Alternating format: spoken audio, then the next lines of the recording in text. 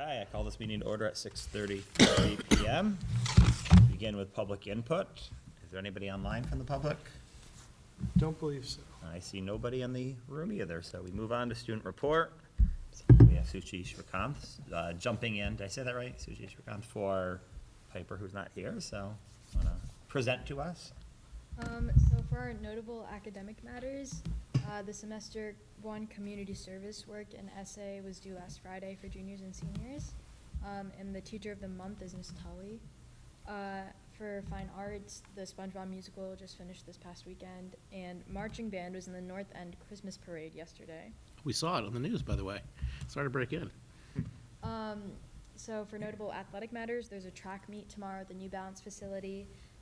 Tonight, right now, there's a girls' home basketball game against Marblehead. There's a boys' varsity hockey game on Wednesday at 7 p.m. against Rockport, and there's a girls' hockey game next week. In our kind of other category, we have the polar plunge on Friday, outside the batch and like by the track at 2:40. We have our snowball winter formal on December 15th, so same day. There's a DECA competition this Tuesday and Wednesday. It's an early release on Wednesday, and next week is the last week before break. For my student work report, in our AP Statistics class, we completed a response bias project. And for our project, we collected data from teachers, which is pretty abnormal. Usually it's you collect in students. So we wanted to test how biased wording affected teachers' opinions on whether or not the SATs should be valued by colleges. And the reason we picked teachers instead of students was because we felt most students would be biased against taking it regardless. So we thought that teachers would have a little more neutral opinion. So we had 3 different treatments. We had a control question, which was just how do you think SAT should be used in the college admissions process. For our pros, we did some research. So for pros, we said, according to the Manhattan Review, students with higher SAT scores are more likely to return to college for their sophomore year than students with lower or no SAT scores. Then we asked, how do you think SAT should be used? For our cons, one college student from California who spoke on the condition of anonymity told Teen Vogue that cheating on the SAT 4 years ago helped her get into a top 40 university. Because the exam was and still is administered across the U.S. on the same day, test takers on the East Coast finished before she did, allowing her to find the answers on her phone during bathroom breaks. How do you think SAT scores should be used? So we had a list of the North Reading High School teachers, and we divided them into 3 groups that were about the same size. So we had 29 in the cons, 31 in pros, and 23 in our control. And then we conducted an email survey, but this didn't get a lot of response because it was like the day before Thanksgiving break, and not many people check their emails before Thanksgiving break. So we kind of went door to door after that and got some more responses. Still not as much as we wanted, but that was just part of data collection, I guess. So this was our pie chart for our control treatment. So 93.3% said that colleges should keep SAT score submissions optional. It was a multiple choice question. And one person said that colleges should require SATs. For our pros, we found that there was a higher percentage of people who thought that colleges should be required, which was expected, and lower for everything else. And then we found for our cons that there was more for the SAT shouldn't exist in the first place. And yeah, so basically we kind of concluded overall that it did kind of track with our hypothesis, which was that wording would, kind of skew the data in the direction of the bias. However, there was some confounding factors, like personal preference on the SATs and like just a teacher's background can influence their opinion strongly, and that's information we're unaware of. And that could have strengthened their perception of the SATs, and knowing our pros and cons wouldn't really change anything. And then also just not getting a lot of response. And yeah, some teachers also, I think more than students, they're able to pick up on things.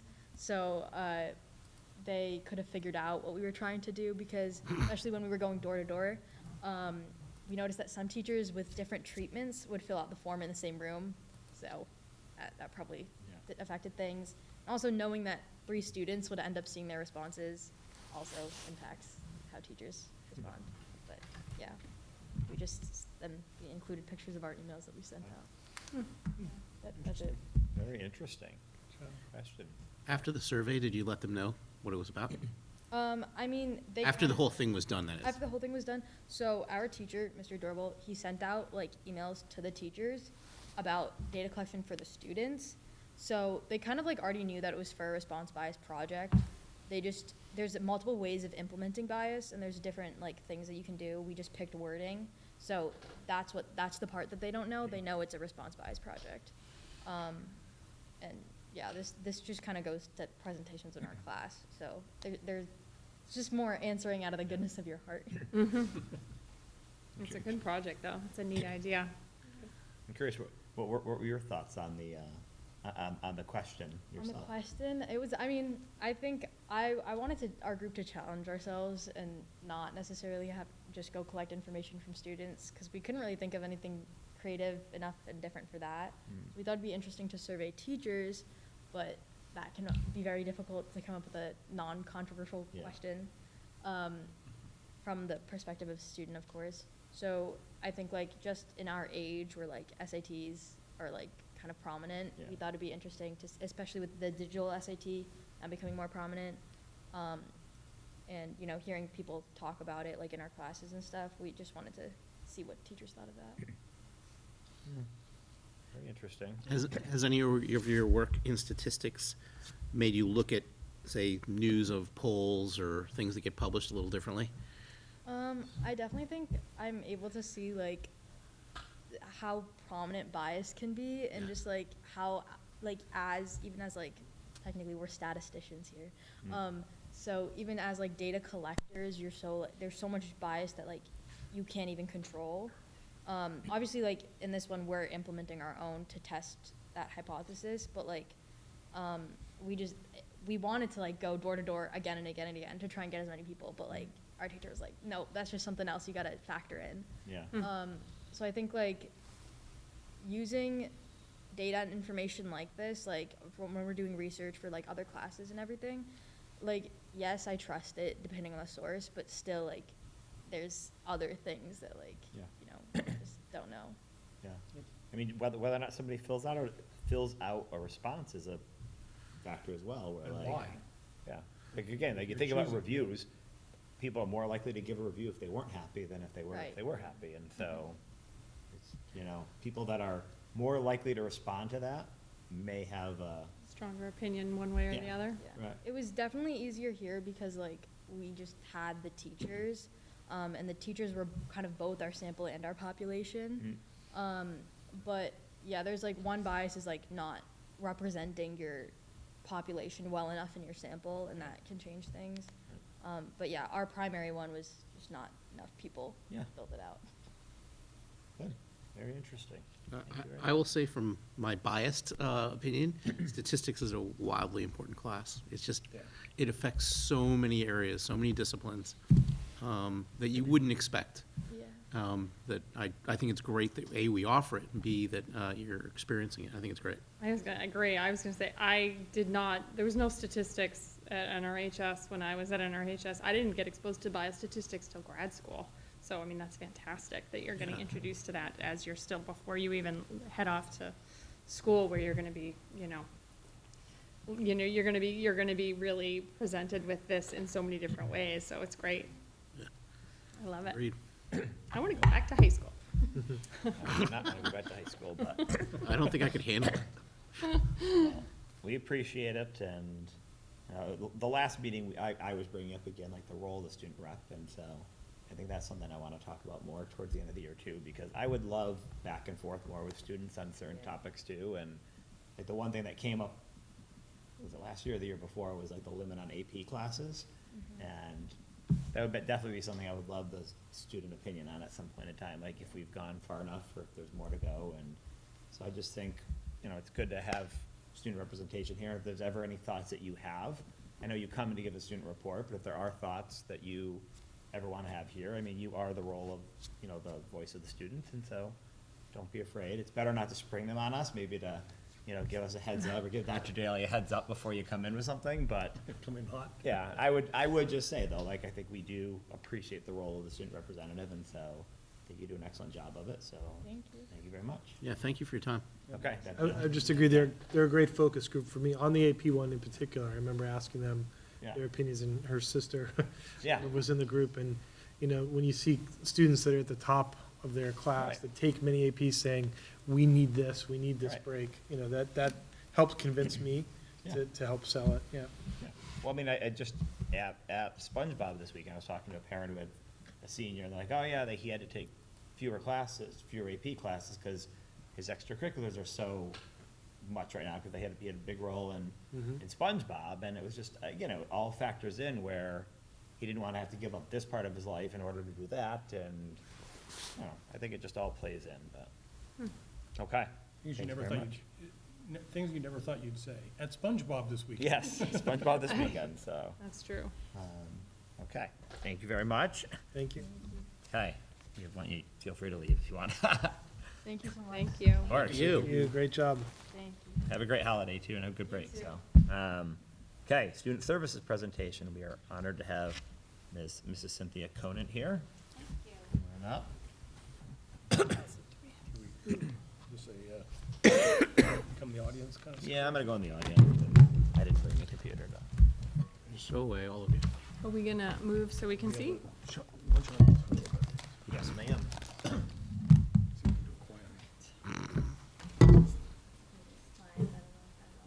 Bye, everybody. Excuse me, sorry.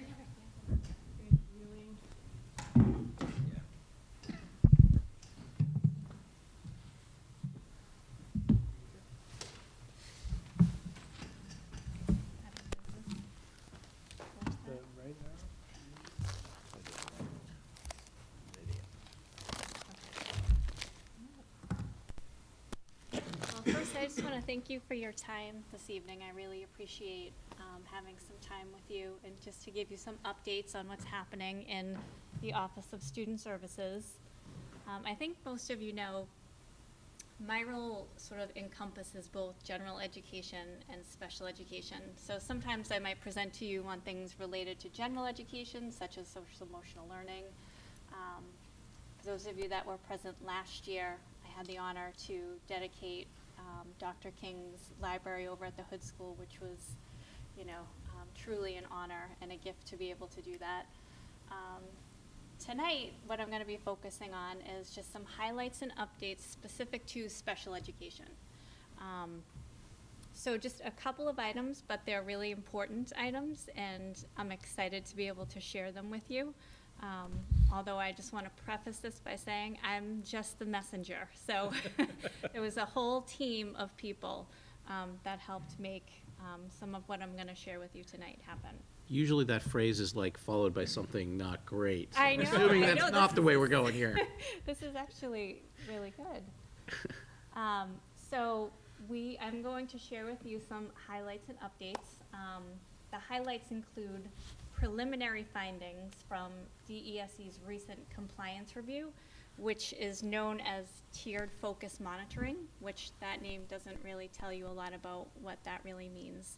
It's essentially an audit where the Department of Ed comes in and they take a look at district practice and procedure, and they make sure that we are in line with all the laws and regulations that are in place. So it doesn't mean that every time we have an IEP meeting, we always agree. It doesn't mean that all of our service delivery is perfect. It doesn't mean that it's not evaluating at that level. It's evaluating at the level of, are we in compliance with regulations? So for example, if the regulation says you need to complete your assessments within 30 school days, are you doing that? And we're required to submit documentation to show that we're doing that. Are your teams meeting within 45 school days? Yes or no? So that's what it's looking at, as opposed to evaluating services or saying, you know, in North Reading, teams agree all of the time. That's not practical. Teams don't agree all of the time. And just to be clear, this is also not focusing on whether or not the services are being provided. Because, I mean, if something is needed, if it's Sure. mandated on the IEP, Yep. they are being provided. This is not looking at that as well, correct? Correct. Okay. It does though ensure that we have a continuum of services, and they're really specific about what we need to make sure that we have available if a student needed it. So I hope that helps kind of distinguish what it's looking at and what it's not, because it can be confusing sometimes, I think, for families. So I'd like to just clarify that. I also think it's important just to share with you a historical review of what the compliance trend has, sort of looked like over the past few years. And then lastly, I just want to share just an update as it pertains to the district's plan for implementation of the new IEP forms, which I'm sure you've been hearing some of this about the new IEP forms that have been developed. So I'll share with you what our plan is for that, for implementation with that. So tiered focus monitoring, previously the term was coordinated program review, and it occurred every 6 years. Then there was a change to the process, and now it's called tiered focus monitoring, and it occurs every 3 years. It begins with a district self-assessment. The Department of Ed reviews district data points. There is a parent orientation.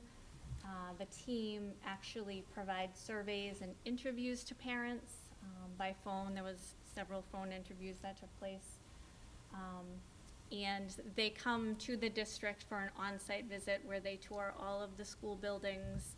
They do some additional interviews of staff, and then they conclude with an exit interview. And then from there, they have 60 days to send us a final report. Any questions about the process? Only question I have, it's not about the Yeah. process, but at some point, doesn't have to be right now, can you also review who your staff is? Because the other thing that I've seen is like, I feel like you've had a lot of disruptions in your staff more than Yes. other teams have as much. Yeah. And so I'm just curious if that, I mean, I know from this it's not showing not in compliance, but I'm Yeah. wondering what the impact has been there, because I think your team in particular has had some absences, some unfortunate things happening with We have. health Yes. and other things Yep. to kind of deal with. We certainly have, and that's actually, we will talk about Okay. that, so thank you for bringing Yep. that up. So, from the point in time that the Department of Ed provides us with the date that they're coming on campus, which was December 4th, the work for this review starts a year in advance, and it requires uploads of district procedures, sample documentation. If they're looking at civil rights, they might want to see a job description to ensure that we have a non-discrimination statement. If they're requesting something for special education, they might want to see our consent forms. They might want to see our internal procedures for workflows, for how we ensure that we're meeting our timelines. So there's a lot that happens behind the scenes leading up to the day of the visit. And so I really need to give a big shout out and thank you to Mr. Sean Colleen, Assistant Superintendent of Teaching and Learning, and Mrs. Gina Sacco, Assistant Director of Special Education. The three of us served as sort of the points of contact for communication and coordination with the Department of Ed as we moved through this process.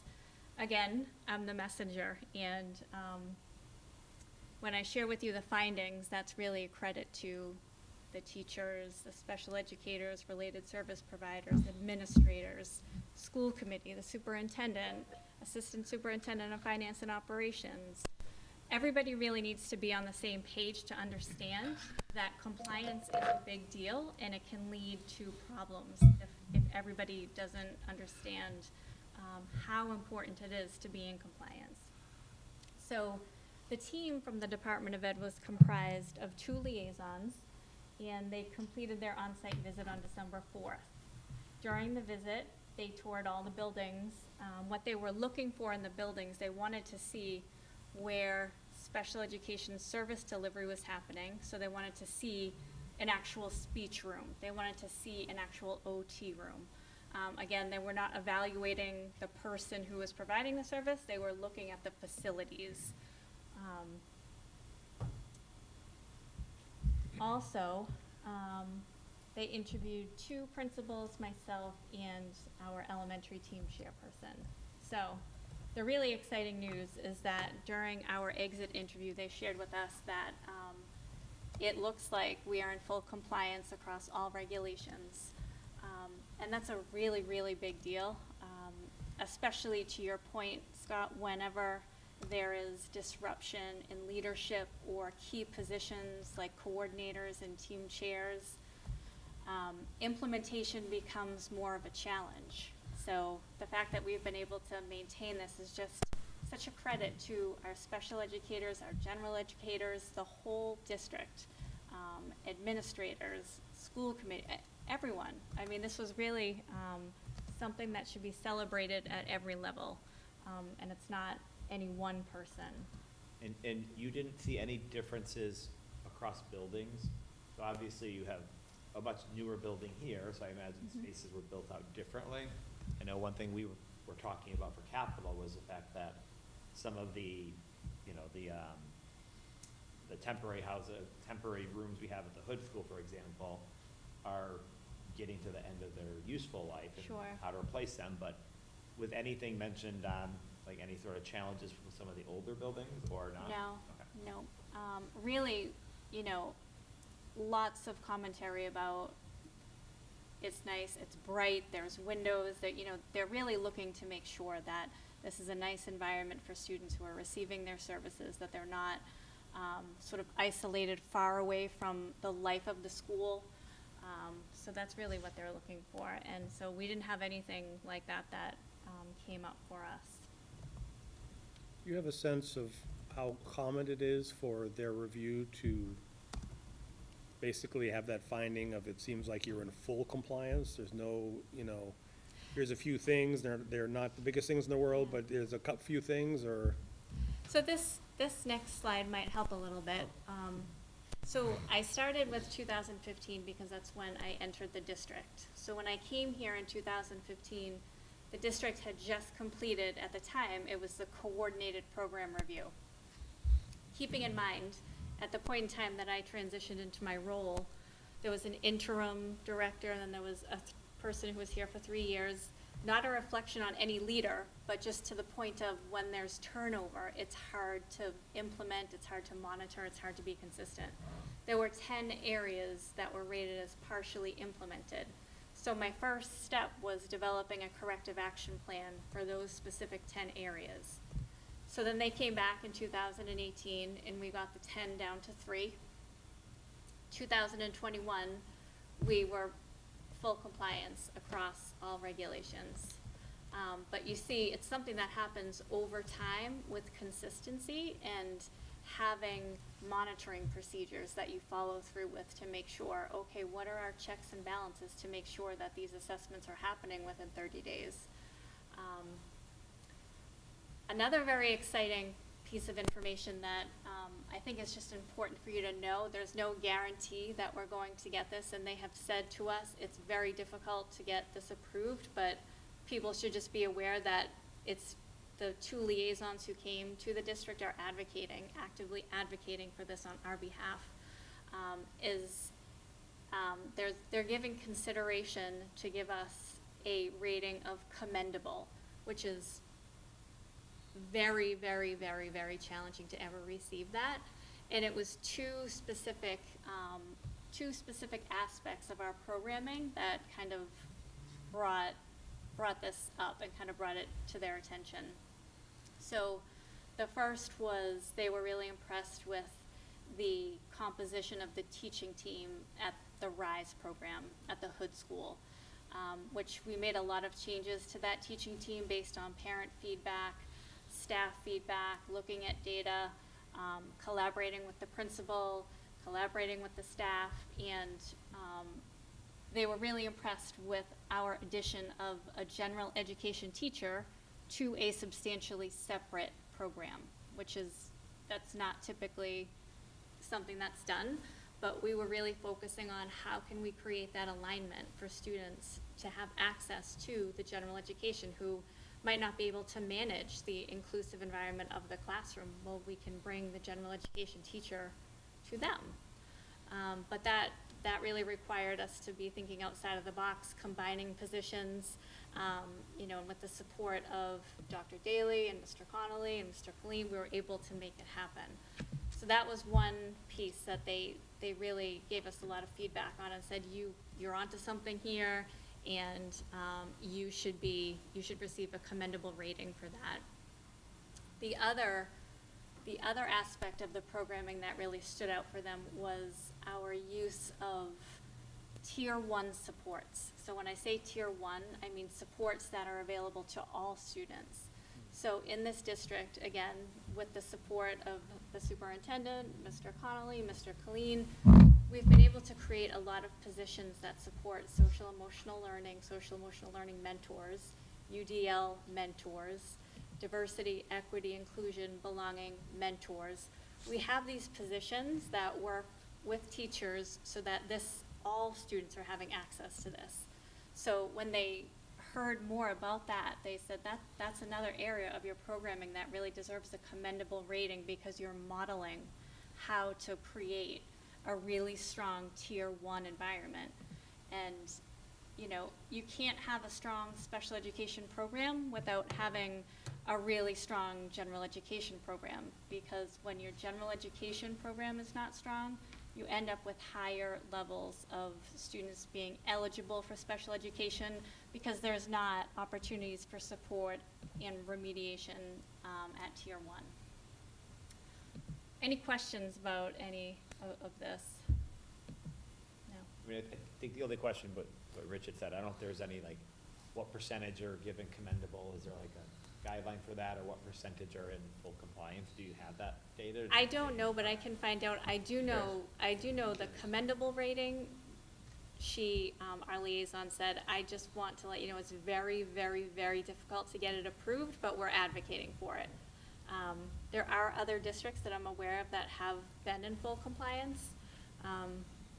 I do just remember in 2015 when I walked in, you know, and there was the 10 areas, and I was presenting at a school committee meeting, and one of the school committee members asked me, well, when will we be in full compliance? And I was, you know, brand new. It was my first year. I just, you know, hopefully soon. But still not really, you know, fully appreciating what consistency and, you know, those monitoring and supervision procedures can do for compliance. And I think that's really the key. It's not even that you have full compliance this year, but you've now two visits in, that consistent. Right. And that can, hopefully you've got the systems in place that'll just keep that going. Right. And the people in place. Right. And it's that, you know, compliance is the foundation from which you build. So if you don't have compliance, you can't jump to building in-district programs. Yeah. Once you have compliance, you can start building from there. Yep. It's interesting because a lot of industries think about compliance as something you have to do after the fact, or Right. you build the program and then you make sure you're in Yes, compliance, yeah, right. as opposed to the other way around. Right.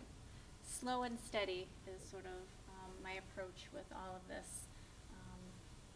And so here we are.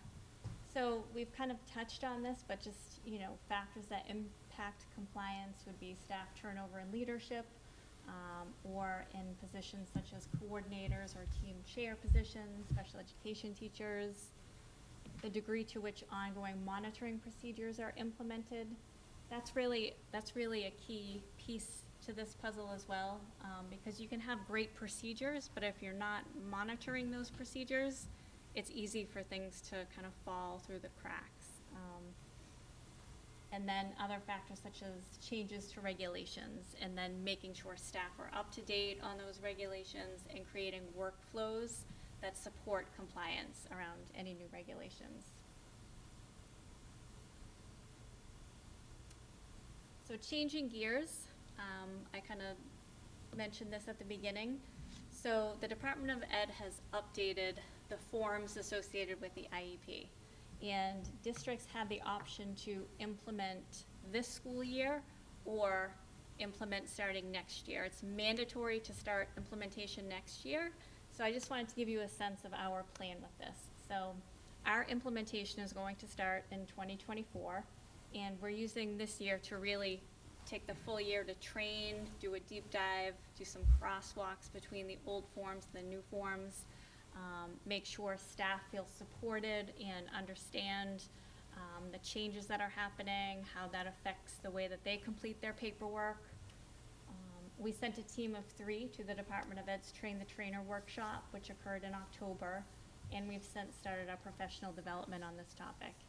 And we've also applied for a grant funding, which also supports training and implementation for the new IEP.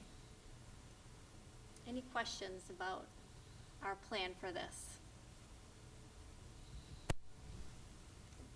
No? Okay, great. Any questions on anything else that I presented to you tonight? I don't think so. I just want to commend you and your team. I know you're the only one here, so you'll have to accept the.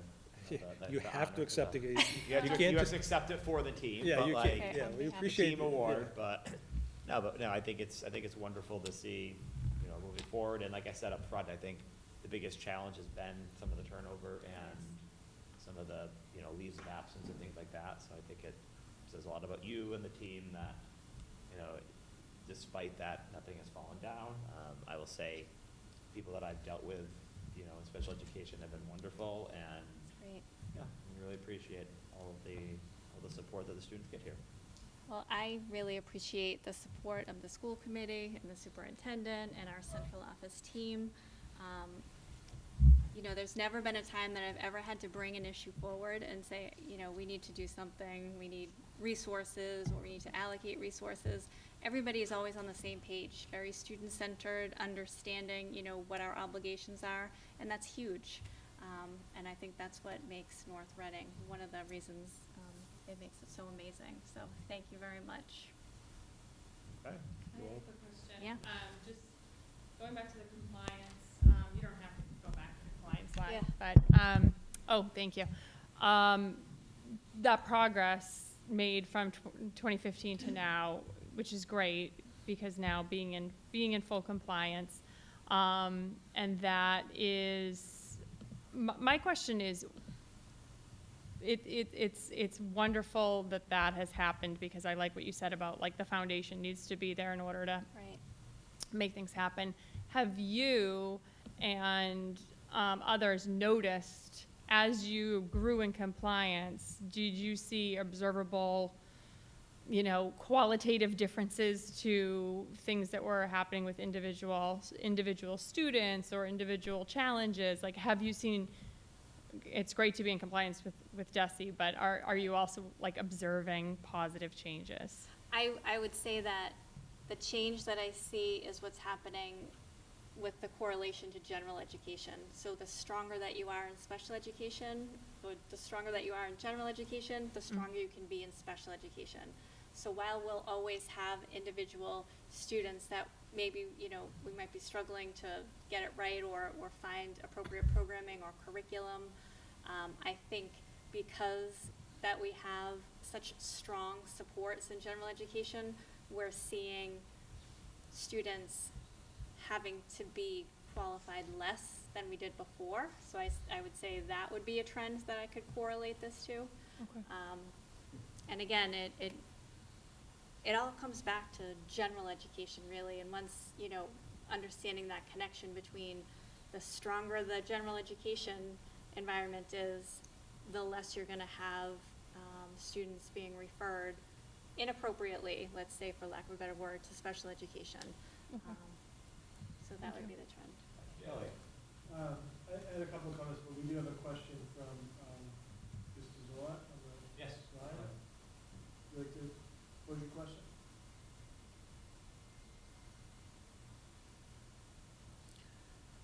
Neil, you're still on mute, if you can hear us. You're still on mute? Is that what you said? Yeah, Yeah. Oh, okay. Neil, do you want to type it? there he is. Yeah, Oh, got it. there he is. Yes, we can. Go ahead, Neil.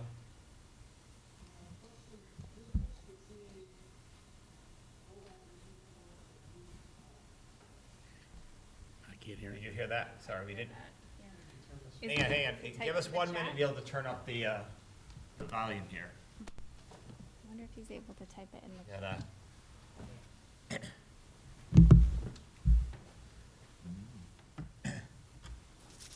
Try that again, Neil?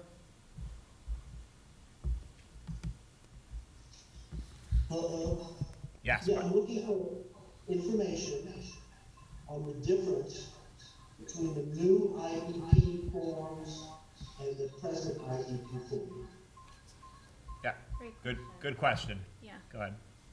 Can you hear me okay? Yes, again. Okay, great. So the goal of, so DESI's goal with the new IEP form is to make it more user-friendly, more parent-friendly, so that when you're reading it, it's really clear. They're really working hard to have student voice incorporated into the forms.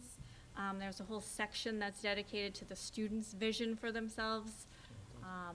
So it's really about ensuring that everybody's voice, every member of the team's voice is really reflected in there, and also making it a little bit more user-friendly so that it's not so heavy with technical terms and scores, but rather the emphasis is more creating summaries that are much more easier to process and read and make sense of as it pertains to evaluations. Thank you. You're We welcome. can send you some information to the DESI site that has all this, Neil, as well. Fine, thank you. Okay. So I just wanted to, I just wanted to share, thanks to Ms. Conant for a great presentation. You know, I worked with her for many years. I was part of the group that hired her to bring her here. But she's really grown in the role, and I've said, you know, one of the things I've noticed becoming superintendent, I learned more about her job than I even thought I knew, working side by side with her for so many years. And just seeing her in a slightly different light. She's, and I tell her this all the time, such a calming presence when she comes in with often the most challenging situations that we deal with. She just has a great way of keeping everything in perspective, working with her team. She has had a tremendous amount of fluctuation within her team. We've really, though, as we've done everywhere in the district, built up. We were able to, you know, promote from within with Ms. Sacco, with Mr. Gannon, and with lots of people that have been a part of this team. And there's a lot of different, you know, team leaders, special ed liaisons, principals. There's a lot of people involved in making these come together. Mr. Clean also had a whole set of these as well for civil rights that he did as well. And so I will say that to have, just from my understanding, to have no findings is very rare. I don't have the statistics in front of me, but I've been through this process enough. For me, the jury's still out whether this is actually less on us, that we're doing it less every 3 years as opposed to the big one every 6 years. I'll have to reflect with Cynthia on that after this, but, because it seems like now you're almost always in that mode of uploading, changing. But I think it's one of those things that the reason why these procedures are in place and these rules are in place and these laws are in place is to make things run smoother. And when we're in compliance and those things are running smoother, it has a good impact for students, staff, and all of us every day. And to keep that wheel turning all the time is really what Cynthia's job is, and she's really done a commendable job herself on that. So I want to really thank her for that, and for sharing that with you, so. Okay. Can I, if you, Yeah, go ahead. if I may, I just, because I was thinking along those lines, I think people forget how much of a highly regulated industry this is, and this aspect of it especially. But I think the attitude of the people on the ground and how they approach those regulations and those rules, what you can come in fighting them, or you can come in thinking of them as secondary or something you do after the fact, or you can make them part of your culture so that it doesn't have a negative impact and hopefully has a positive impact on, ultimately on student outcomes. So I think that attitude, which starts with Dr. Daly, but is obviously up and down the team, is really important. So. It makes me really proud, too, to think of the two things that she said that they were impressed with, you know, as a district working towards this MTSS and this focus that was really Cynthia's, you know, when we delegate roles, right? I've heard from her the mantra for the last 2 to 3, maybe more years of focus on tier one instruction. We have to build that solid foundation. And to hear that that's now being recognized as commendable is just wonderful. And then the same with the programmatic piece, because that's such a big part of what we do. In trying to really, our goal to listen to students, to listen to parents, when things are going well, when things aren't going well, and how can we continually make this better? And I could see the excitement this summer or late spring when you brought to me the ideas for the staffing, from you and Dr. McKay and Misako kind of thinking it through, and to hear that it's going well and that, outside agencies are recognizing that well is great as well. So thank you very much for all. Thank you. Thank you. Okay. Thank you very much. Okay, moving on. We are, even though we are not officially ratified yet, we are going to ratify or approve, hopefully, the North Reading Federation of Paraprofessionals contract. I'll turn it over to Mr. McGowan here, who did all of the work with Dr. Daly, Mr. Connolly, I was gonna say, I did Morgan. not do all the work. But from the school committee From the members, school you did all the committee work. side, yes, So thank you. I will, for us, you should be the one that speaks, so I'll let you speak first. Go ahead. Yeah, I'm very pleased to say that we, I guess, can we officially say we have an agreement, Dr. Daly? Yes, so it is going to be ratified by the team tomorrow. Yep. I didn't Most know if you likely- responded to that last back and forth. Yep, so Yeah. where it is at the moment is that, we are, the Federation of Paraprofessionals is going to meet tomorrow for a ratification vote. So I think that we could take a vote on our stance tonight, and then pending ratification, to discuss that. And I did put in the notes here some of the highlights of the document, if you want to speak to those as well. Yep. So we have reached agreement. It's a 3-year contract. Cost of living adjustments at 4% the first year, which would be this year retroactive to July 1st. 6% for the school year ending 2025, and 6% again for the school year ending 2026. One of the things that one of the big changes to the contract that I think both sides appreciated was we're going to ultimately, up to now, general ed paraprofessionals worked a different schedule than the special education paraprofessionals, and going forward, those schedules will be unified to a 7-hour day, which I think is going to make things a lot easier for the schools, and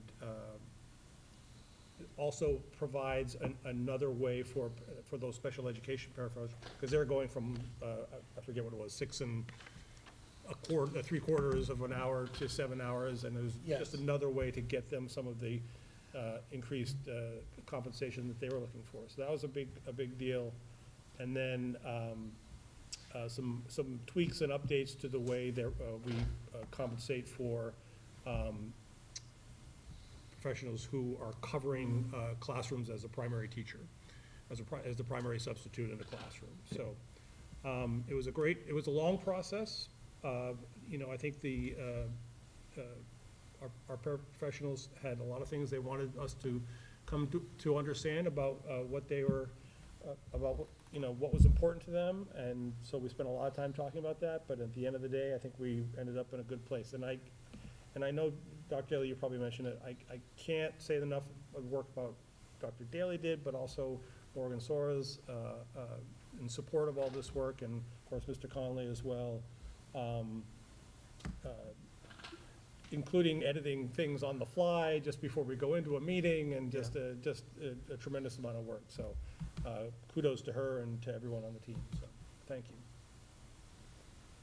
Noel, okay. No, I'm still in awe of all the work you did. So I'm smiling at you.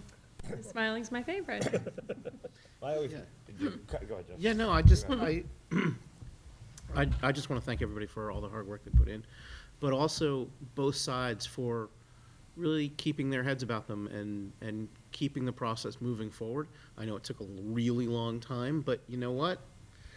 It was a successful process because both sides ended up making a deal that they can feel happy about or feel satisfied with, might be a better way to put it. Yep. So I think ultimately, the hard work paid off, the temperament paid off, and all of it came together for something positive. So great work, everybody. And I would just say to that, I mean, I think we're all in agreement along those lines, but I have to give you a commendation, Scott, that is your sort of, you know, mantra in general is to keep the voices quiet, keep our heads in all these discussions, not just bargaining, but you know, other times when it comes up, and I think it serves us well, and I think they responded as well, so. Thank you. And my comments, I mean, it's interesting, because Dr. Daly and I went to the meeting the other day, the Massachusetts Association of School Attorneys, and they were talking about the Andover case, they were talking about, you know, unions and bargaining in general, and it's just that after going through, you know, or hearing you guys talk about the negotiations, and I'm very appreciative, and so I have kind of three different hats here that through three different lenses I look through. The first one is exactly where Jeff started, which is the process. I believe in the right of unions to be able to organize and negotiate and, you know, demonstrate. One thing that I will say is throughout, they were positive, they were professional. I never heard a single person suggest that somebody wasn't doing what they were supposed to be doing. They were, like, they came to the school committee, they could not have been more eloquent, you know, and I really applaud every member of that union for that. And I think that was great. I applaud the, you know, Rich and, you know, Dr. Daly and Morgan Soros and Michael Connolly for their work, and the union heads, but overall, I think the process was good. It's hard sometimes. I think the members of the public, I believe some of the members of the public didn't really know what was happening, but as Rich said, I mean, I think they were professional, we were professional, we tried to keep it at the table, but both sides had movement constantly, and that's the key thing. Like, some of the cases we were hearing about, you know, from the school council was people were just sitting there for a year and a half and not moving at all on positions, and we were trying, I think both sides were trying to be creative to get to the middle, and so I appreciate that. I'll say from a parent, from a taxpayer, from that role, I love the idea that we're able to do this. Like, the reality is, in years past, raises were about 2%, maybe 3%. And the argument was that this is not that's not enough for this very important position. And I will just say, as a parent, as a taxpayer, I support that. I support trying to do more for some very important people in this district. And, you know, and so I'm in favor of that. Now, the third role is a lens as the person on the finance planning team with Mr. McGowan and some other people, and to say, you know, right now, if we look at doing all the things we did last year, and including the free cash, including all these other things, which we'll talk about a little bit more when we do a finance planning team update, we're looking at having like less than 1% increase for next year, using all the same things we had before. And it's just, that's the challenge here. And so we'll talk more about that in the future. Like, none of this was ever from a position of the school committee not agreeing that paraprofessionals were an important part of the community here. We all acknowledged that from the very beginning. I think we all personally want to do more. It's just the budgetary impact of that. And so I really hope that the 1,200 people that signed something that said they wanted to change the scale, you know, remember that in June when we have to fund these. And so I fully support the agreement here, but understand that I don't want to have to cut services to afford this. I would much rather the community stand behind, from a financial perspective, you know, what we're saying. So that's my soapbox moment for now. Any other comments, thoughts, questions? If not, we will entertain a motion to ratify contingent upon, or to approve contingent upon the ratification from the union. Rich, you want to make the motion? Sure, I move that the committee vote to approve the contract negotiated with the North Reading Federation of Paraprofessionals for the years 2023 to 2026, pending the union's ratification vote tomorrow. Second. We have a motion, we have a second. All those in favor? Aye. Opposed? And so it passes 4-0. Thank you, everybody. Thank you, everyone. Well done. Okay, we have an update on athletic and extracurricular enrollments. Dr. Daly, would you like to walk us through this? Sure, so in response to some discussion from our last meeting, I can put up some of the documents that were shared. There was a request to look at some of the enrollments for the various clubs and activities at our schools. And it's looking like I don't have one of them up there. Give me 1 second. And so we can start just with the middle school. Middle school extracurriculars. We'll share here.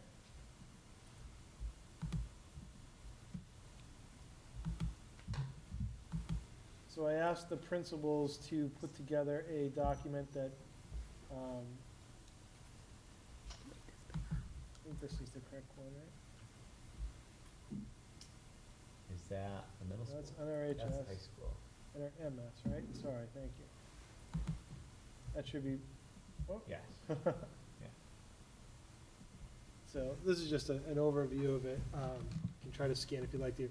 So I asked them to include, they first gave sort of just an aggregate number, and I said, is there any way you could try to break it down by activity? I think that was really the heart of what you're looking at is, we're funding these various positions. There are stipends associated with them, and as those stipends increase, we are always looking at ways to help with the cost of that, and so we've initiated or increased or updated our fee structure, and so this just is an overview of some of the clubs and activities at the middle school. We have a process built in by which we review the number of meetings, the numbers in attendance. We do try to maintain, there are some programs where the enrollment may be low, but it's of critical importance to those students who are involved. So we may look at, even with low enrollment, and say, are these the only activities that student may be involved in? And then in other cases, we might say, is there a way to get this student involved in something else?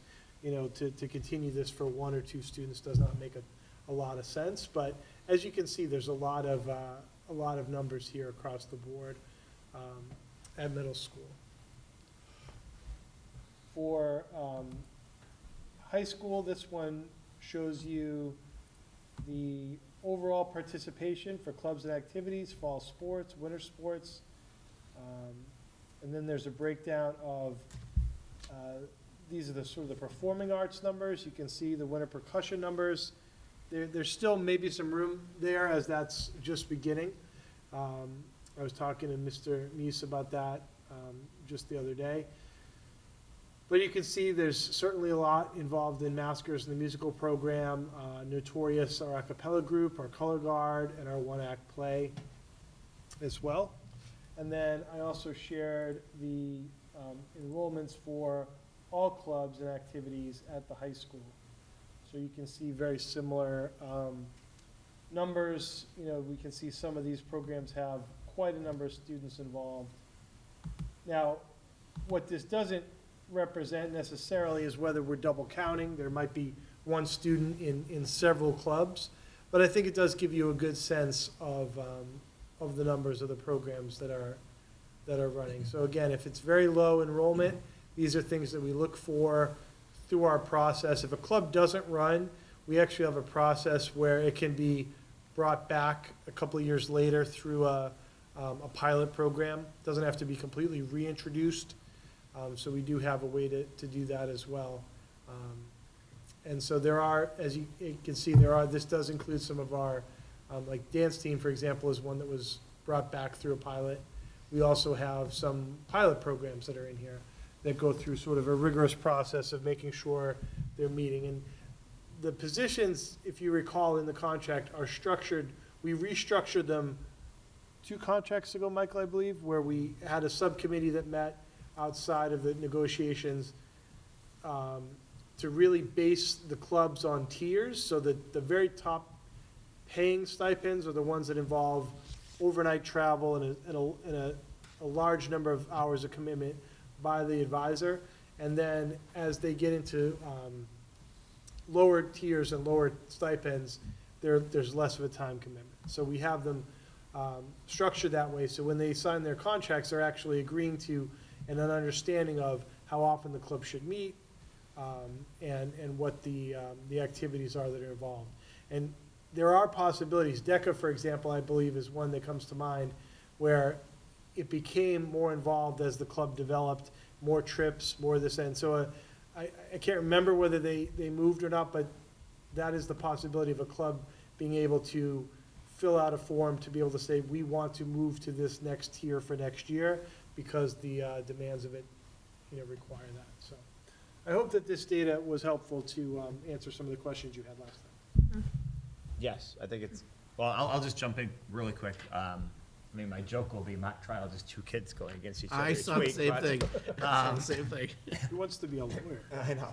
But I will just say, number one, I appreciate this. I think the goal is that, I think all of us up here believe that education is about more than just in the classroom, and to be able to offer a lot of opportunities, and to know that students have a lot of different options so that they can find something where they belong, something where they feel comfortable.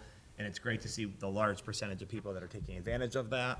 From a financial aspect, again, this is the challenge, as you mentioned, there's stipends for each of these roles. And, I think I appreciate that in North Reading, we want to offer a lot of variety, and, so everybody can find something. Like Dungeons and Dragons, I remember when we approved that, I never thought it would get an audience, and it got a very large audience, I believe. It was like 30 kids or something. There's a lot of numbers Yeah, and the there. chess So- club It's too very is popular. impressive. So it's Yeah, great. it's very popular. It's great.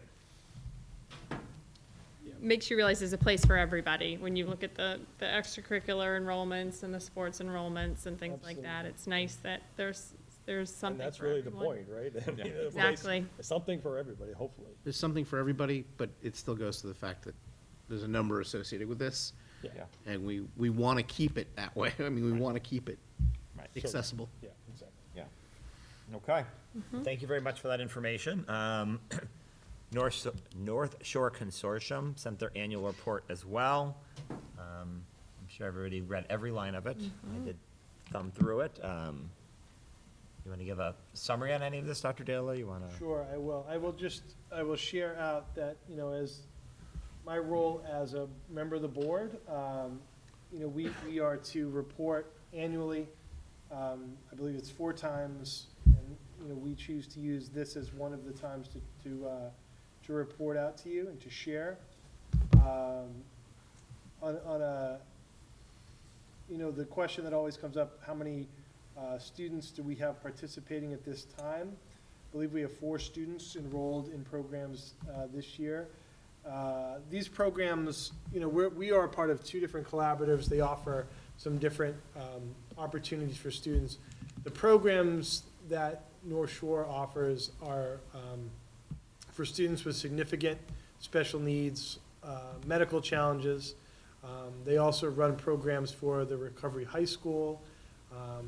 So there's multiple schools, multiple buildings, programs that are offered at a fraction of the cost than if we had to go to private outplacements for students. So even though we only have 4 students that are placed there now, there's substantial savings by the very existence of these programs, and the benefits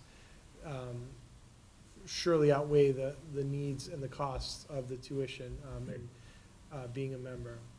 So I wanted to share this tonight, and if you had any questions, I'd be happy to answer as much as I am able to. But I also wanted to share that the Kevin O'Grady School, which works with students, as you can see, with many different disabilities, including some complex medical needs. It's a very specific school with, it's in a building that is owned by the consortium. They have very complex needs in terms of equipment, bathrooms, facilities. It's not easy to replicate what they've built there. They're in a position right now of needing substantial capital upgrades that have been, for lack of a better term, kind of kicked down the road a little bit over the years due to costs.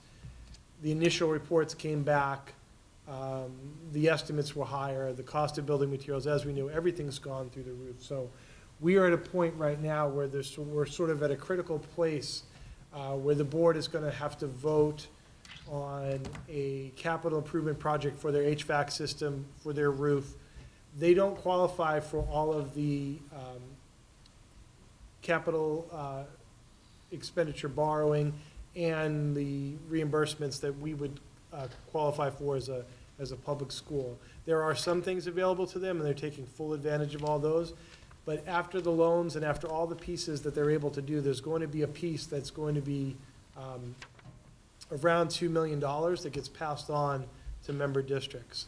And so what we're currently trying to work with our other member districts to understand is, are we gonna go on a per student basis? Are we gonna go on a, some sort of a tiered model? There are some non-member districts, there are member districts, so just trying to figure out how we cost share, because everyone that sends students to these schools benefits greatly from the services. So we want to try to balance out that need. Now, right now, we've only got 4 students. Last year, I think there was only 2. But we could have 5 move in next year, right? So Or at that particular program? we have, I think it might be 2 and 2, I think, but 4 in the whole. The whole, consortium. all of their programs, yeah. So the idea is trying to arrive at that place where it's not exhaustive on the districts that are sending 30 students, but also trying to recognize that you're sending 30 and we're only sending 4, right? So trying to find that balance when everyone's facing very tight budget years. So I mentioned that just to put it on everyone's radar. This is another example of one of those unexpected costs that comes out down the road that we need to support in order to do what's best for kids. And, for this, if this program were to go away, it would be devastating, not just for North Reading, but for the whole Northeast here.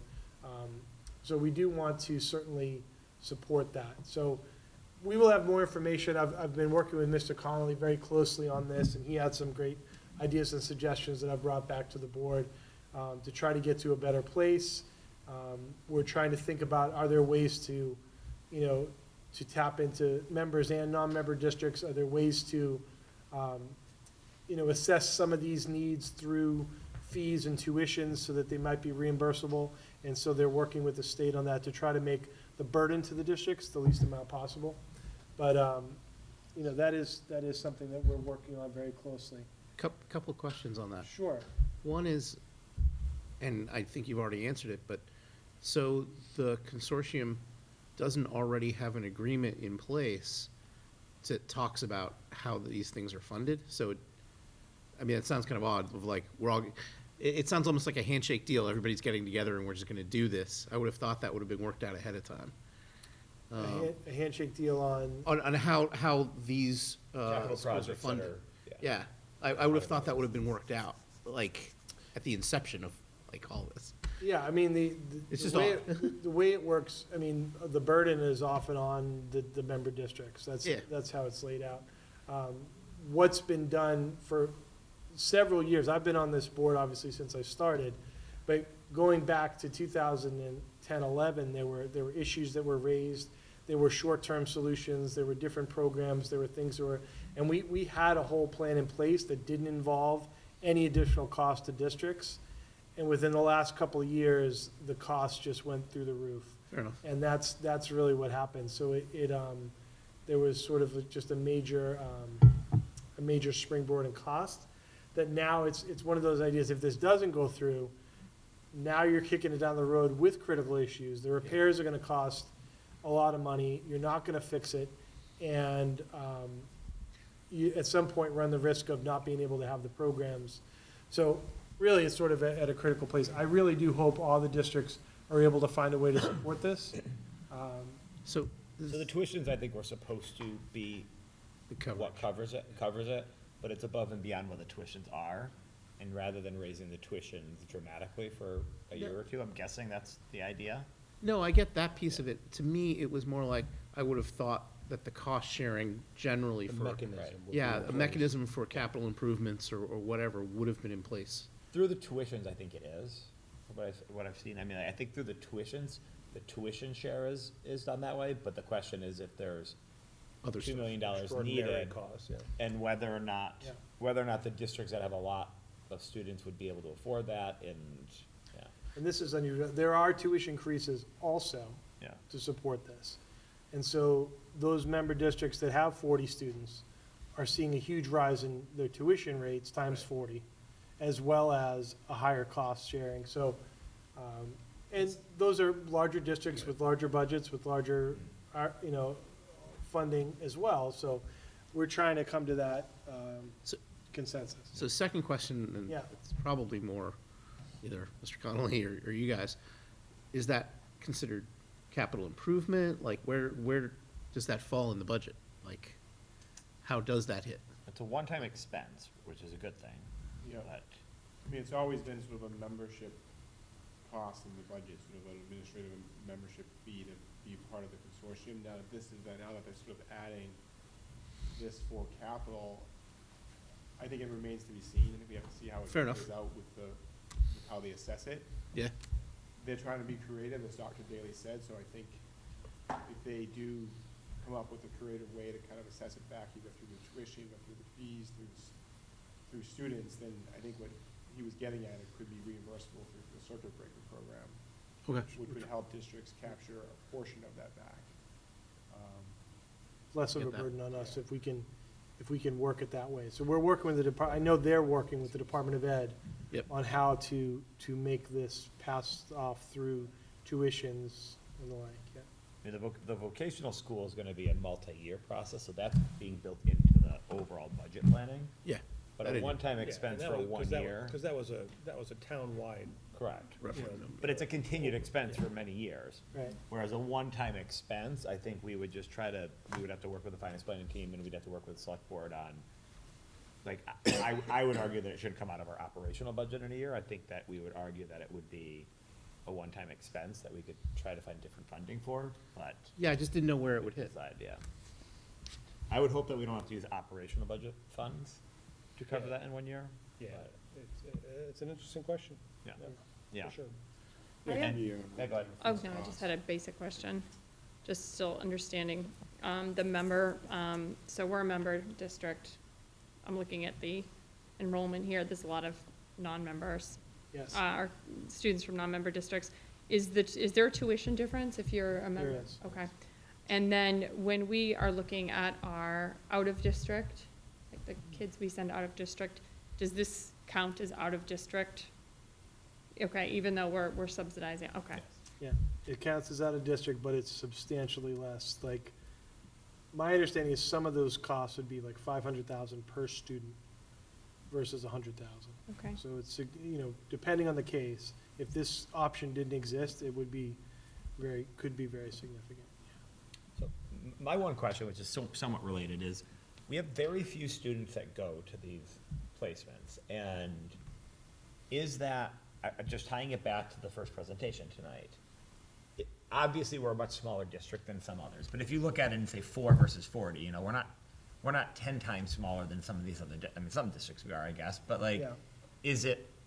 do you think some of this is because we have more services available within district than other districts do, where we've done a good job of building programs within so that we don't need to even send them out, or is that just I think that's always a part of it, and that's one of our goals, is to try to keep as many kids in district as we can. I think with some of this, there's that, and then there's also just the lower number of students in general. Right. Means we have less students who would be possibly meeting this criteria or with these needs. Right. And again, then there's the socioeconomic broader issue about affording North Reading versus other Right. places, but Yeah. but I was just curious if like we have some programming within our district that other communities might not have, so. I think to a degree, but I think a lot of the programs here, we would not be able to. No, we wouldn't hear, but like Yeah. some of the other schools that within this, and I just, yeah. Is there more capacity here? Like, is there 4 students here from North Reading because that's all that's interested in going? Or are there kids that they don't have the capacity for? They are very often at capacity. I don't believe we've had that situation, but I know that some districts have had that situation. And that's where you get into this delicate balance with needing non-member districts who pay a higher tuition to balance their whole budget, but at the same time, they're taking a spot away from a member district, right? So, this is where we got into this conversation about, but should this capital piece be burdened on the backs only of member districts? Or, as you pointed out, there are a lot of non-member districts involved. So I know the latest iteration of their plan does suggest that the non-members look to pay some of the capital costs as well. Okay. So, but there's a lot more to be discussed and voted on by the board. Which makes sense, given the urgent nature. It'd be one thing to make them pay for a project that, Yeah, but this is about keeping the program going. this would absolutely impact their students this year and next year when the work begins. Yeah, well, and then there are questions on, is it the students that are at that particular building or any student in the consortium too? Right. But Yep. those are discussions for you to have. And I'll say on a lighter note, they ran yesterday, this is from last year, but they ran the Festivus 5K, which Dr. Daly, myself, and my family participated in. So I'll probably be in next year's, because, they'll have a photo op with a board member. But we officially, my son finished last in the entire race on purpose. He was very proud of himself. He thought there was going to be a prize for finishing last, which there was not, so then he was not happy. But they did have an airing of grievances, and he had written down at the beginning, "I don't want to be here, I'm 8 years old," right? So he came in second place with the number 2 grievance, so he did get a door prize for his That's grievance. awesome. But we had a great time, and I go with that. it was a wonderful, it started and ended in Salem. They had muffins made by kids in the vocational program, the Great. life skills program there, so muffin tops, any Seinfeld references here. They had junior mints on the table. It was a great morning. I Great. really enjoyed it. And unlike Mr. Connolly, who's probably run his share of 5Ks, this was my first to do. I walked it, and I'm limping today, but it was really a great event. So it's a great Congratulations, that's program great. to be a Yeah. part of. And this is a great annual report. It's very comprehensive. It's wonderful. I only have one experience running with your son, and I won't share it publicly, but it was an interesting one in the, over at Ipswich River there. Oh, that's right, Yeah, the Healthy Kids. healthy running, kids, yeah. Yep, that's right. Okay. Very Any good. other questions on the consortium? No. Fantastic. Okay. Report. Minutes, Diana's not here. Does somebody want to the motions for the minutes for November 13th, both executive and open? I've literally never done that. I'm Make a happy to motion do to it. approve the November 13th executive session. I can do that. There you go. You don't need to have it open. You don't actually have to have it open. It's just these two things. I make a motion to approve the minutes from the November 13th executive session. I'll second. We have a motion, a second. All those in favor? Aye. Aye. Opposed? Passes 4-0. I make a motion to approve the minutes from the November 13th open session. Second? Oh, we have a motion, a second. All those in favor? Aye. Opposed? Passes 4-0. You're a natural, Noel. Oh, I well, think that might be your role next year. Budget update. You say none at this time. I have one question for you, Mr. Connolly. Sure. Can you update, well, I know the answer to this already, but can you update everybody on the Hood School roof? Yes. Is this a good time to do that, or do you not want to do it today? We'll be can post it. presenting on It's presenting next week, Friday yeah. to the Capital Improvement Planning Committee. This Friday or next? This Friday, Is it? December 15th. Okay, so it's gonna get out to other people. Would you mind giving us a quick update on it? So we received the infrared scan report from the contractor, and the roof is not, it's a candidate for restoration. It's less than 5% is wet or moist areas that they feel would need kind of a cut and replacement, which is less than less than 4,000 square feet of the roof. So we do have, that does provide some options where we could, instead of kind of going for a full replacement of the roof, we could look to kind of phase in some options where we would cut and replace the wet areas, then look to kind of recoat and seal other areas of the roof that would provide a warranty and to extend the life. And, you know, would be a substantial less of a cost than a full replacement at this point. So that's what will be kind of, Right. And what do those we- option will be presented on What do we Friday. put in the capital, what do we approve in the capital? So we put $400,000 thinking that we would kind of start with some type of a restoration project. If we were to do all phases of a complete replacement of the wet areas and a recoating and a sealing of the entire roof, we're looking at like a 1.2 million of that type of a And project. that's not even replacing, that's just the, Correct, Restoration kind of of that restoration. area. And it's replacing all the wet areas. okay. So the plan is on Friday to kind of lay out some options where we could, you know, cut and replace, just replacing all the wet areas is about $200,000. And we feel that potentially could be a phase one, phase two could be the recoating. And over a few years, we could kind of get a warranty, extend the life, with a warranty for up to 20 years is what the contractor would provide. But that wouldn't be that would just be that area, correct? Or the whole? No, we Whole would, thing. we could phase in the recoating of every area, So the whole roof? whole Multiple roof. zones of the roof. Multiple zones of the 20 roof. years. But 20 phase one years, could right. be replacing all of the wet areas, the identified wet areas. Okay. From the conversations we've had, we don't feel like this is a Band-Aid solution. We should just be doing the big job. We feel like this report Right. indicates that we could certainly do these smaller repairs and it would serve us well and increase the Right. warranty.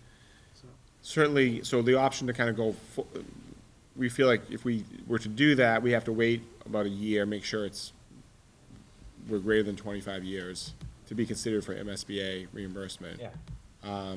The initial estimates, which were also included in the report, the replacement cost is between $3 and $3.5 million, full replacement. So with the report showing less than 5% sort of compromise with wet areas, there's no guarantee that would even be chosen by the MSBA That's true. at this point. So yeah, there's a lot of variables to that piece of it too. Yeah. Okay, thank you very much. Yeah. It's great. Yeah, good news. It's nice to have some Any good other budget news. update? Yeah. Any other? No, I think everything was similar last month. Last meeting. Staffing, anything? none at this time. Grant, or bids and donations? Yes, so I move that the school committee vote to accept with gratitude a donation of $30,000 from the Hood PTO for funds dedicated to Phase 2 of the Hood Playground turf and swing structure. That's impressive. What do you want, a second? Second. Excellent, wonderful, thank you, Hood PTA. They've really done incredible, they're Just so well, impressed. they're well over Yeah, 100. it's like, whoa. well They over have more to $100,000. go, correct? What's that? They have more to go. They have more to go. They're still completing the construction of the playground. It's close, but this is phase 2 where they're gonna put next to the playground, sort of a turfed area Okay. Yeah, with, some swings and, It looks incredible, and they've Yeah. really had some volunteers that have donated time, equipment, expertise. They've transformed that area. It looks fantastic. Good for them. Great. Excellent, so we have a motion and a second, all those in favor? Aye. Opposed, passes 4-0. I move that the school committee vote to accept with gratitude a donation of $1,000 from the Hornet Hall of Fame to be apportioned $300 each to the Batch, the Hood, the Little, and the Middle School for PE fitness equipment, and this is proceeds from the turkey trot. I just wanna know, I think it's actually $1,200. Okay, yeah, that math could works just- out a little better, yeah. Yeah, we can notate that. That should, Yeah, I was So, like, that should here, be listen. $1,200. The amount Oh, yeah, is it's almost- 1,200 up here, Yeah. I'm sorry, yes. So I think, yes, so the motion would be for 1,200. Second. 1,200, second, all those in favor? Aye. Opposed, passes 4-0. I move that the committee vote to accept with gratitude a donation of $1,932 from the Batchelder PTO for the 3rd and 4th grade Lexington Symphony field trip. Second. Sorry, I was just so impressed by it. A motion and second, It's like so generous. Awesome. all those in favor? Aye. Aye. Opposed, passes 4-0. I move that the committee vote to accept with gratitude a donation of $1,053 from the Batchelder PTO as a donation for the third grade trip to the Concord Museum. Second. Motion and a second, all those in favor? Aye. Opposed, passes 4-0. And finally, I move that the school committee vote to accept with gratitude a donation of $300 from the Arbella Insurance Foundation as a donation for the Hood School Boston Symphony Orchestra School Bus Grant. Does that mean they're going to What- the what pra- symphony, or does that just mean they get to go into the bus? This was basically really, bus. this was to support the transportation Okay, to get there. as a part of the field. It's just, Yeah, the wording is like, the wording is a what do little. they get? We have a Okay. motion, we need a second. Second. We have a second, all those in favor? Aye. Opposed? Yeah. Passes It 4-0. was through some type of grant, 'cause we believe it or not, we did have to create a new grant fund for this, because the way that they sent us the letter, it was part of like a grant program that they were offering, which is kind of tricky, but that's what it would supported. You accepted a grant, you made a grant fund for Yeah, $300. we had to do it, yeah. So, Oh, okay.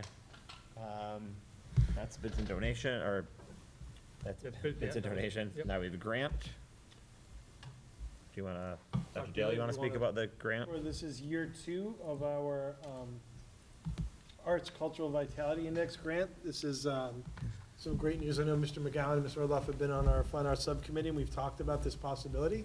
We did receive the grant for year 2.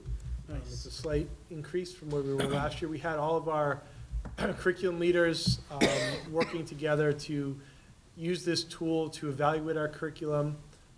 It involves students and parents in some capacity to get their voice about our programs and our offerings. As I've said many times, I would love to see the Department of Education mirror this with other areas of the curriculum. I think it's a wonderful tool, it's a wonderful way to unpack and really dig deep into the new arts standards and to make sure that we're implementing them here.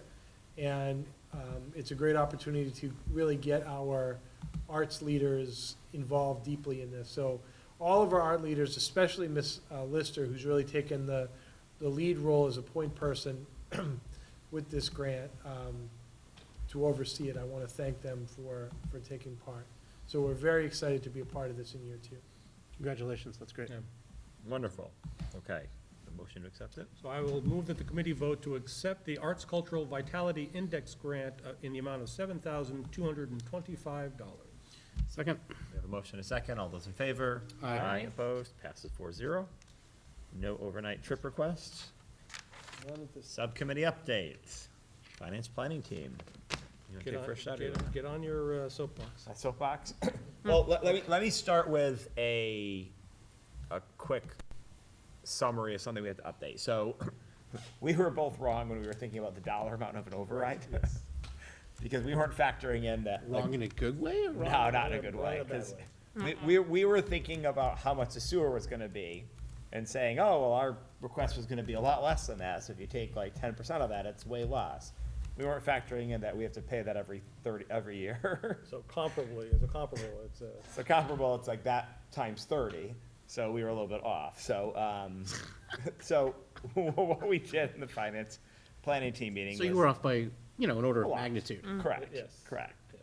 Order of like 15 times or something. 10 to 15, yeah, Yeah. something like that. So this is why we have a meeting together where we That's right. This talk. is, we were just All spitballing good. before. So, but what we did was we started talking about, revenue and everything else, and we got the very first revenue projection of if we do everything the same way we did it last year, Right. that's putting 1.3 million of debt, debt exclusion in. That's literally funding $1 million of various things that were in the budget, funding from free cash. So that's 2.3 million. And then last year, we had more than $500,000 of other free cash that funded one-time expenses in ours. Right. So we're talking about $2.8 million right now that is being put into the budget that's not really in the operational budget. And so, And just to, Yeah, go ahead. just to clarify for anybody from the Department of Revenue listening, that we can reasonably determine our one-time charges. that we're Correct. funding with that one-time funds. Correct. So, Thanks, DOR. that's where kind of where we're at. And if we did the exact same thing and we looked at it, like, we're talking about, we would have about $100,000 more this year than we had last year. And so $100,000 does not pay for anything. Yeah. And so we're gonna have to work on that. And the reality is, we are going to have to do a budget with that number. And unfortunately, that budget is not gonna go very far, and it will have it'll have cuts most likely. And again, we'll have to talk more in the team to try to work on that budget. The alternative is to say, is it time that we need an operational budget override? Yep. The one big thing that I learned, other than the cost of the override, was what you can, I was thinking we had to go up, exactly, we didn't want to have to do this every single year. Right. I was thinking we had to go up one time.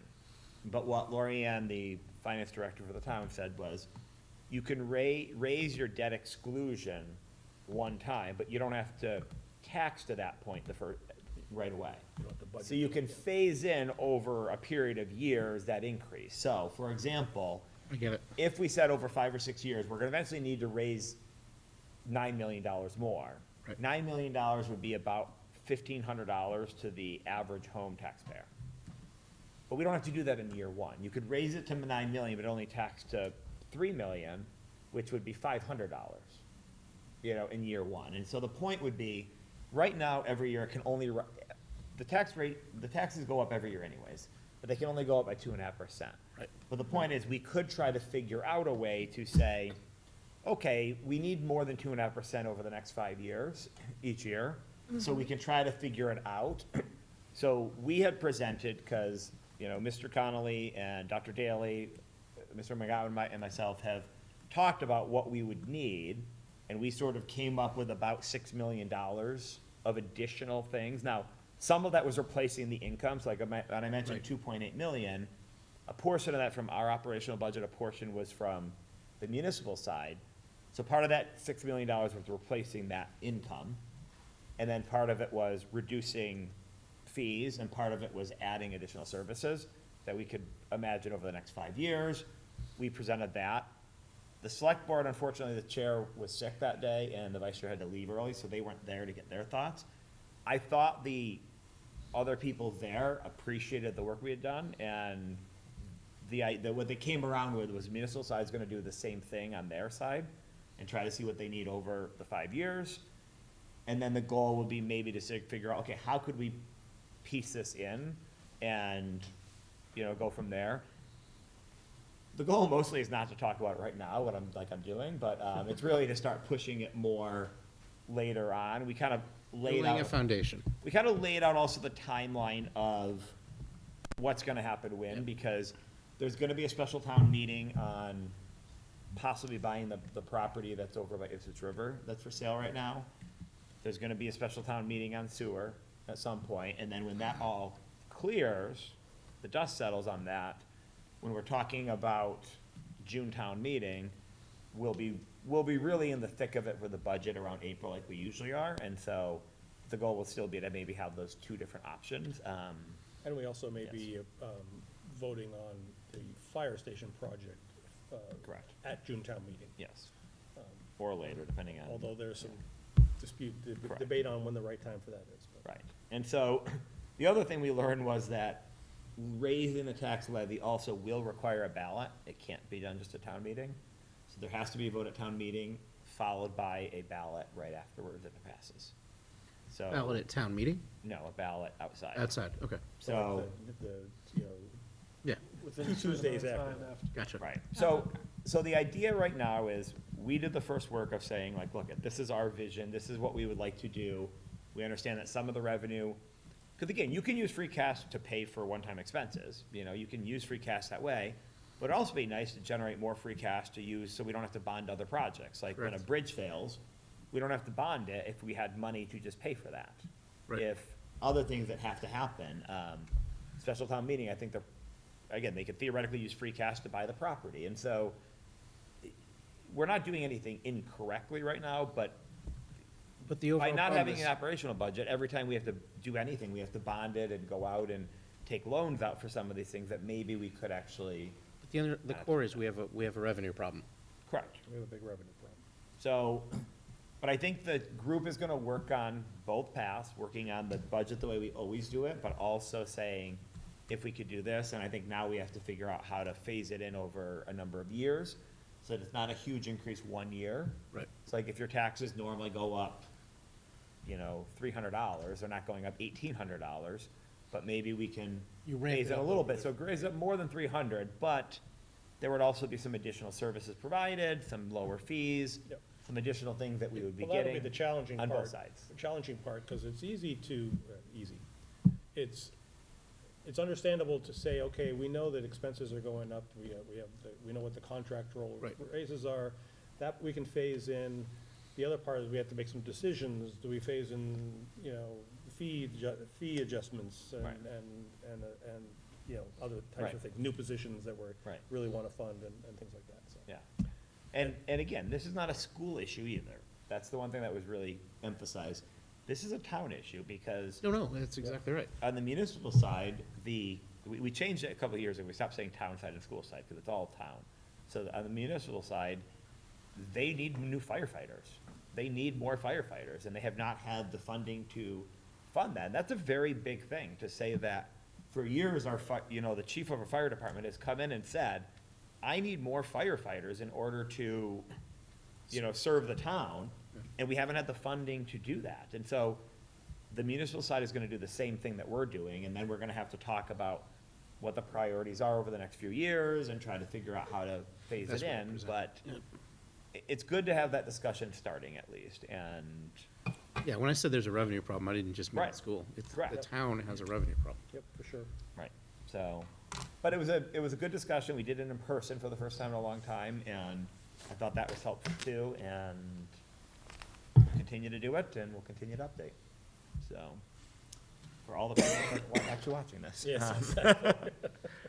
Subcommittee schedule, we have another finance planning team meeting on January 12th. Syndication. Athletics subcommittee on January 16th, Fine Arts Subcommittee, January 16th also. Administrative report, Dr. Daly, you had a nice administrative report. A few updates here. We've spoken a few times this evening about SpongeBob. I was able to go to the show on Saturday. I think a few of you were there as well. I know Mr. Buckley was there. 4 times I've been singing those songs all day in my head, Yeah, unfortunately. it was, as always, just an absolutely wonderful show. I have to pinch myself when I'm sitting there saying, this is high school, right? I mean, you feel like you're watching a Broadway, off-Broadway kind of show. The talent levels, the choreography, the costumes, the inclusion, just so many students involved. It was wonderful, and so very, very proud of that here. I think- And it's student run, which is important too, because it didn't go perfectly all the time. Like, the ramp broke on stage and they had to push it off and then fix it in the back, and like, mics weren't working, and so the students had to like replace mics. Like, it's student run. Like, the director was up top watching from up there, but the students were the ones fixing all these things during the shows, which is really impressive. Happens professionally, too. Right? Yep. Yeah, but it's Brilliant. great training for them to not Brilliant. have someone else fix the problems for them, so. Yep. And I love I, it. I will note too, we received a call today or a question about the speaker in the auditorium. We have purchased new speakers.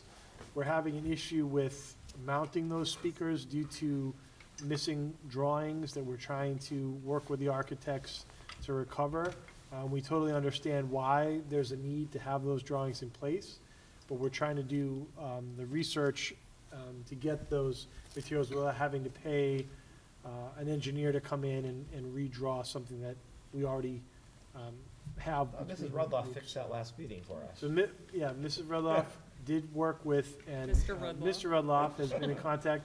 He's been very helpful, working with Sunny Campagna and Ms. Kane and our architects. We are actively tracking down exactly what we need. We weren't able to do it in time for this show, but the solution, it sounded wonderful, honestly. The new equipment sounded great, but we are well aware that that is not the permanent plan, and we are really trying to work on that as fast as Of possible. all the crazy things. Yeah. It's just like, We were able to attend on December 2nd, Project 351, which represents all of the 351 cities and towns in the Commonwealth. But we are one of, I don't have the number, but I would say less than 20 districts that have been selected to participate. We actually went to, along with two of our students, Aiden Patel and Rahir Mogadu from the Student Activism Club. Mr. Clean, Dr. O'Connor, and myself went to the Red Auerbach Center where the Celtics actually play. This is a program run by the Celtics in cooperation with Project 351. We've trained our high school students. This is great because we heard from so many of our students that they really want to begin by reaching out to middle school kids and getting middle school kids involved earlier. And research also shows, and we all know that for a middle school kid, hearing from a high school kid, it's much more impactful than having an adult speak to them. So we are building a Train the Trainer program with a smaller group of middle school students. Very, very excited about that. And they did get to meet a couple of Celtics that came down. Dana Barrow's former player and coach, and Drew Holiday came to meet them. Very that's much awesome. Celtics that are very committed to this work, and they got to meet the kids, which was great. Some towing. It was a really, really great day. Towing. Unfortunately, this next one is postponed, but I will share, I'm very excited about this opportunity. Dr. O'Connor and I were planning to go tomorrow to this program, Anti-Semitism, Educate to Stop the Hate and Build Community. We've been involved in work with the Lappin Foundation. I've been on several different webinars and did a book read with other town leaders, superintendents, chiefs of police. Lappin Foundation does a wonderful job in this area to have some great conversations. So I was really excited about this program as well as the next one, which is, well, it's coming up in a minute, but as a parent at Masconomet, I heard about this program, and then they also have a traveling showcase of Holocaust memorabilia and photographs and some. I happened to see it the other day. It was very impressive. So we're looking to try to bring that here as well through the grant funds that are coming below. So this event, tomorrow's event was postponed. We already are in talks to bring it here. And so we do want to preview it, but this will be coming along soon. I've already reached out to Ms. Cotlin about that. Can I just Please. say on the piece about the Holocaust? Yeah. I just saw today a survey that suggested that a significant percentage of young people, perhaps as many as 20%, doubted the existence of the Holocaust. And so I think that kind of program is absolutely critical. I think it is as well. And this would be, we would probably do something very similar, 7 to 12. You know, we have a fantastic program here in 8th grade. I was able to walk through some classes just about a month ago where the students were, I know they're reading books in their ELA classes, but they were watching videos from survivors from the Holocaust Museum in DC. Very powerful just to be in the room as with Dr. O'Connell as we walk through. The teachers are doing a fantastic job. So I know that students here are getting some great education. We have the genocide piece that's discussed in our classes, but I think to have something specific, I think we're all seeing things that we never thought we'd see. And so I think, we've seen an uptick in Islamophobia as well as anti-Semitism, and we want to continue to educate. And, this concept of a short film and a discussion is really in line with some of the action steps that we are always taking in this area. Our hate and bias grant, we've taken the next steps. We're excited to, so this is sort of in addition to what we're doing with the Project 351. We're also planning school-wide assemblies for middle school and high school, some smaller group trainings for staff and students similar to what we did last spring and to build upon that, and also a community engagement workshop that school committee, parents, everyone will be invited to in partnership with Northeastern University Center for the Study of Sport and Society. So the workshop we did in the summer, what we did last spring, was with Northeastern. We're very excited to build on that as well. And then finally, we are applying for and hopefully will receive a genocide grant, which should be able to support additional activities, as we mentioned earlier tonight. And also partnering with Primary Source to bring in some curriculum materials for our classrooms. So I sat through the first hate and bias grant meeting last week, and they spoke to us specifically about what's happening in the Middle East and how even if our grants, because we wrote our grants over the summer, didn't specifically include that we absolutely could either modify them or they would be very understanding of that need as well as what we discussed in the summer based on the changes in the world since October. So we're very happy to hear that because there's a lot of places to have these discussions and to intervene. And this all ties in, we had our DEIB group meeting and, there's a lot of people that are committed to this work and to these discussions, and they're very excited about, having this funding to support some great programs that are coming. So I wanted to share all that with you tonight. Thank you, Dr. Daly. Good. Any questions, comments, thoughts? No, this is great. I appreciate it. Correspondence? None at this time? Future business, January 8th, we have a meeting at 6:30, January 22nd as well, and February 12th, we have a goals update, which is good, so for all of us, we should get on our goals. We just finalize them, but we should probably make sure we all get on them in January so that we can update on something other than I haven't done it. We have the first of our 5 school presentations in January, right, when we come back. Wonderful. Okay. If there's nothing else, I'll entertain a motion to adjourn. I so move. Second. We have a motion and a second. All those in favor? Aye. Aye? Aye. Passes.